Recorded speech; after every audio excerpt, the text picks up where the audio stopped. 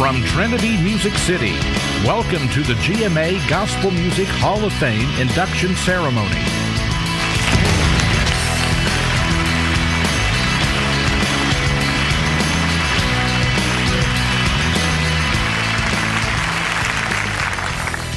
Great, it's awesome honor to be here tonight. You know, my band is known for our live shows, but it wasn't that long ago that a Christian music concert wasn't much more than a sound system and maybe a few lights. Then came along Mylon Fevre, ushering a new generation of music, adding the visual drama of rock and roll to the music of his faith. And in the process, he has changed both the sight and sound of gospel music. See what I mean? If I were to tell you, you wouldn't even believe it. Indeed, Mylon Fevre's life story has to be real. No one could dream this up. Born into a gospel-singing family, Mylon wrote his first song at age 17. That song was recorded by Elvis Presley. Without him, I could do nothing. Within a year, over 100 artists had recorded Mylon's songs, and the royalty checks were rolling in. By age 19, he had written, produced, and recorded his first solo album, but his music was too contemporary for the gospel field. And by age 25, he had formed the band that later became the Atlanta Rhythm Section. Mylon was accepted and befriended by the biggest names in rock and roll, from Eric Clapton to George Harrison. Unfortunately, he was also living the rock and roll lifestyle to the hilt. He became addicted to cocaine and eventually to heroin.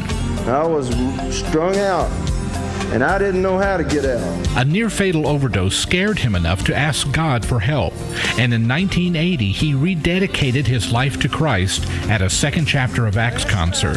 Mylon was about to begin the second chapter of his own life. After years as a high-flying rocker, he became a church janitor while attending Bible school. Eventually, Mylon turned his talents to Christian rock, a genre he and Broken Heart would come to define in the 1980s. Mylon was honored with a Grammy and 2 Dove Awards and sold another 1 million records. He and Broken Heart led over 200,000 people to a decision for Christ.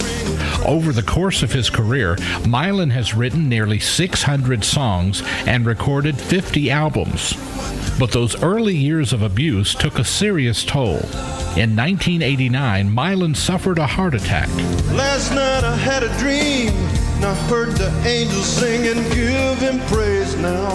After his recovery, Mylon turned to preaching and teaching the gospel, and that is his mission to this day. He and his wife Christy now minister together around the world. Joined by the Newsboys and his mother, 1977 Hall of Fame inductee Eva Mae Lefevre, welcome Mylon Lefevre.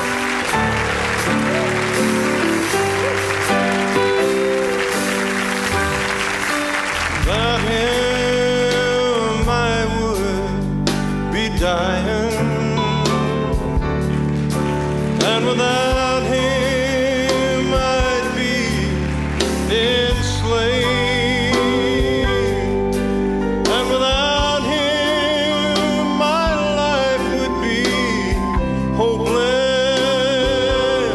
sky.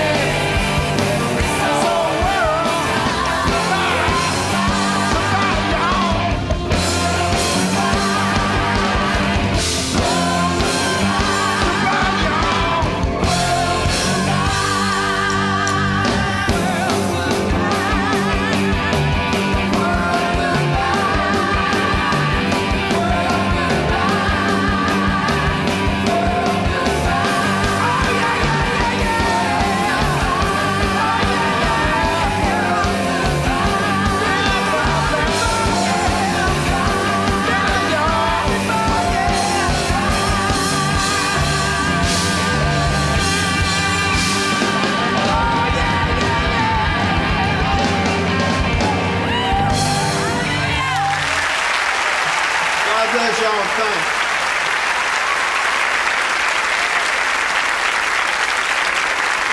On behalf of the Board of Directors, we hereby induct Mylon and Fevre into the GMA Gospel Music Hall of Fame.